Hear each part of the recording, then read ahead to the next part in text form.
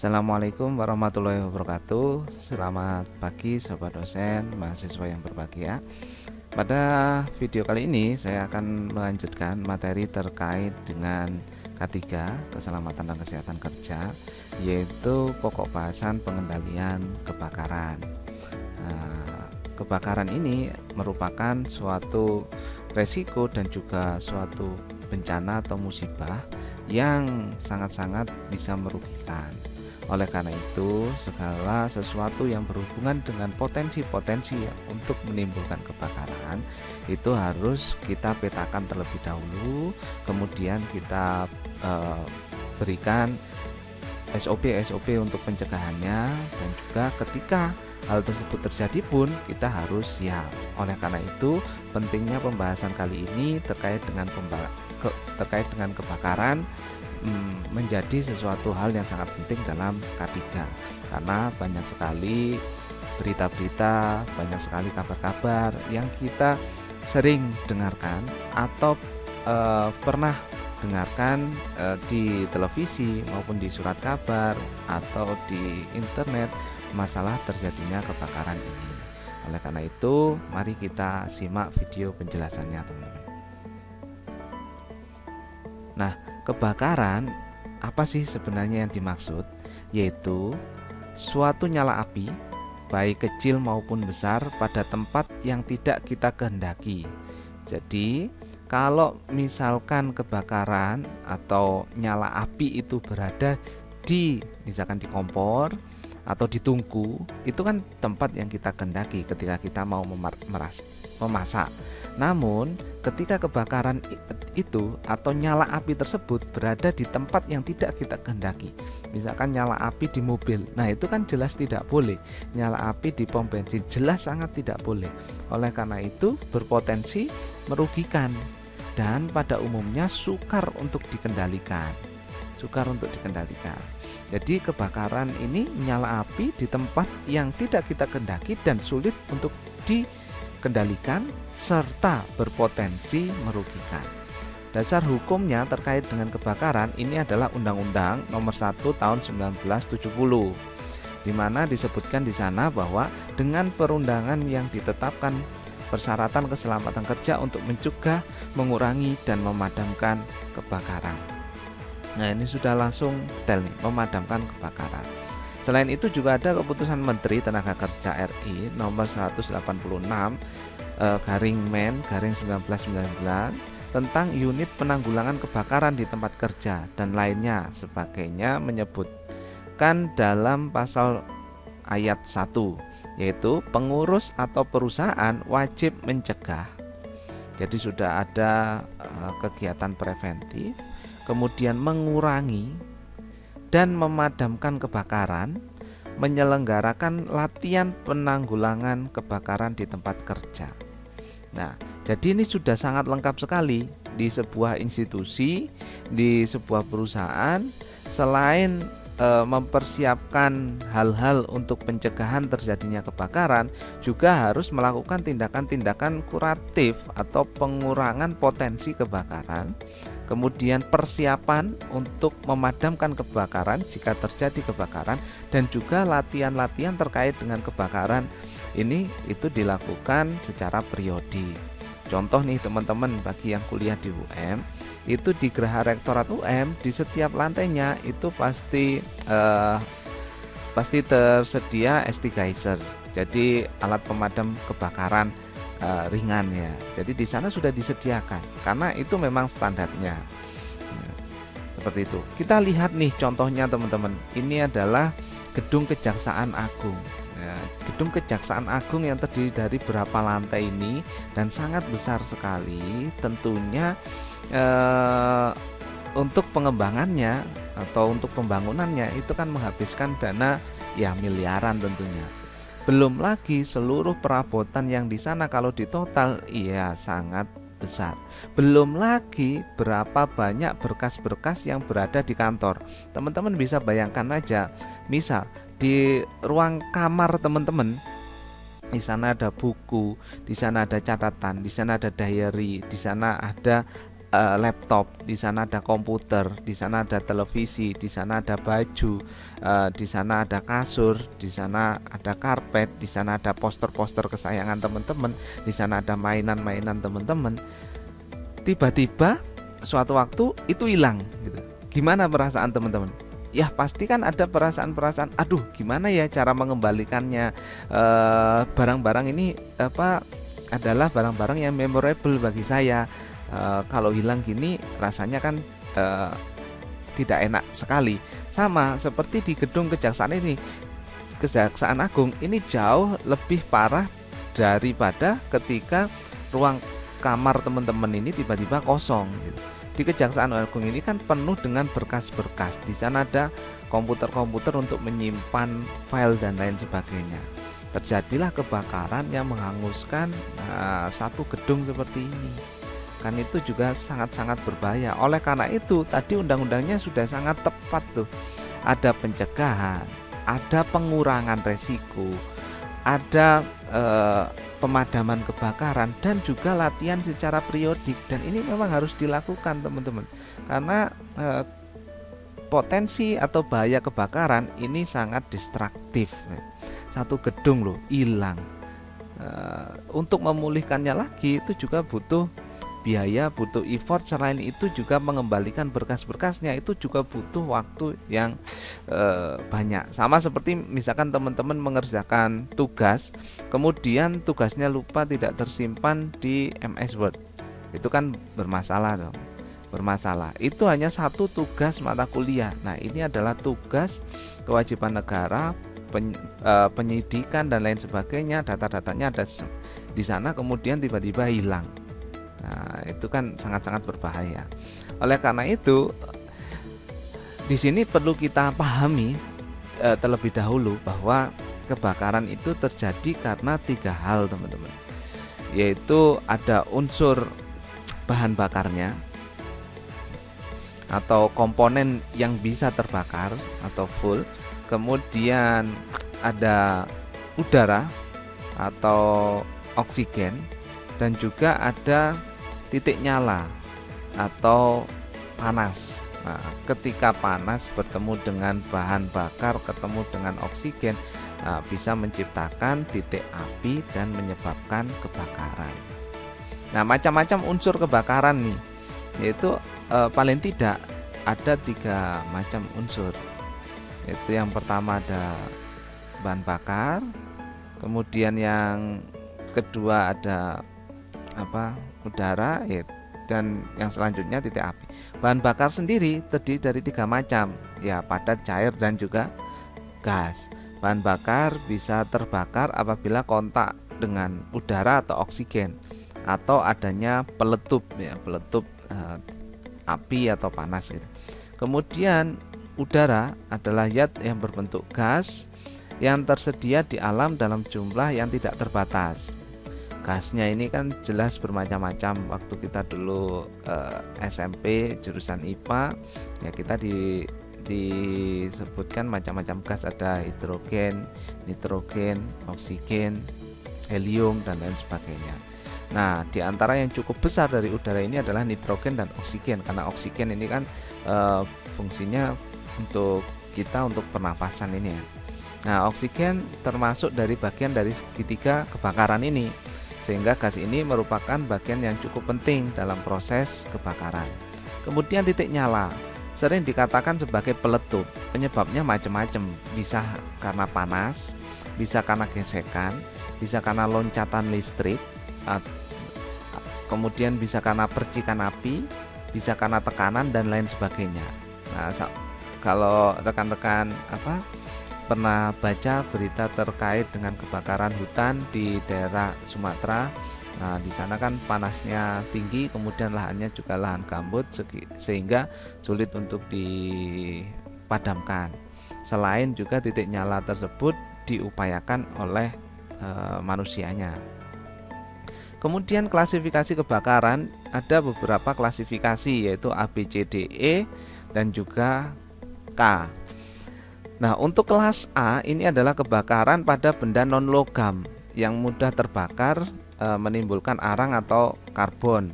Contohnya benda non logam ini ya teman-teman bisa temukan di sekitarnya ya, misalkan kayu, kertas, tisu, kardus, karton, kain, kulit, plastik dan lain sebagainya. Nah, jenis alat pemadam kebakaran yang digunakan itu bisa dry chemical atau powder ya, powder itu bisa, kemudian apar foam, kemudian apar HCFC. Kemudian kelas B ini kebakaran atau api yang terjadi karena benda cair. Nah, contohnya ya bahan bakar, bensin, lilin, minyak tanah, thinner. Nah, itu bisa menyebabkan kebakaran.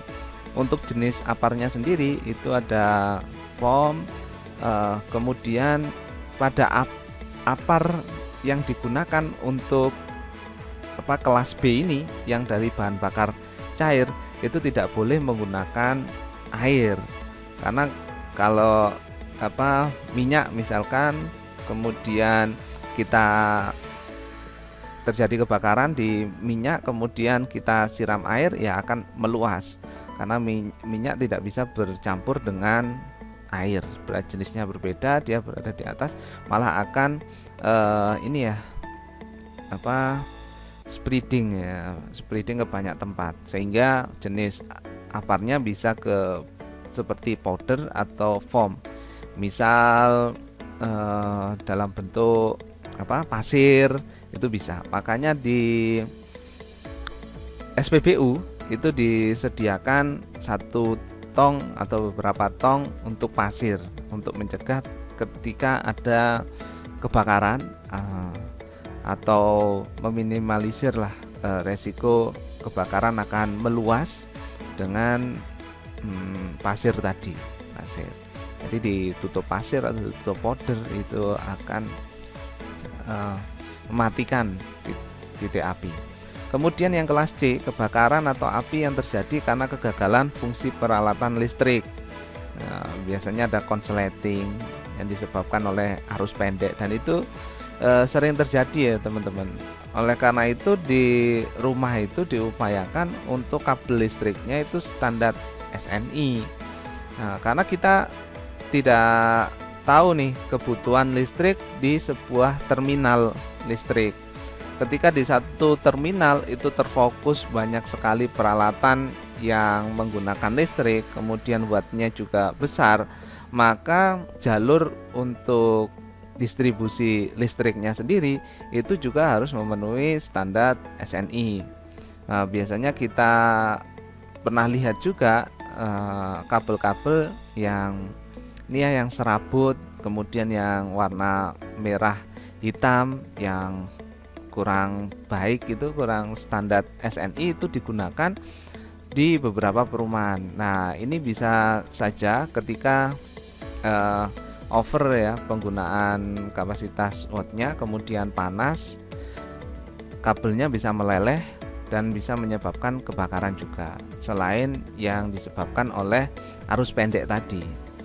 Nah, untuk pencegahannya ya sama aja, kalau listrik bisa pakai air, bisa pakai powder, atau bisa pakai foam. Kemudian kelas D adalah kebakaran atau api yang terjadi pada bahan logam. Nah, contohnya magnesium, aluminium, kalium, besi dan lain sebagainya. Biasanya ini berada di pabrik ya, di pabrik-pabrik, karena sangat-sangat panas, kemudian terletak atau berada di tempat yang tidak seharusnya dan bisa menimbulkan kebakaran. Nah, caranya pemadamannya atau jenis aparnya adalah sodium klorida atau dry powder. Kalau air dan bahan baku yang berbasis air itu sebaiknya tidak digunakan di bahan logam ini. Kemudian kelas E, kebakaran yang terjadi pada bahan radioaktif. Nah, ini belum diketahui secara spesifik, tapi berdasarkan riset, radioaktif ini bisa menimbulkan potensi-potensi kebakaran. Dan yang terakhir adalah K, kebakaran atau api yang terjadi pada bahan masakan.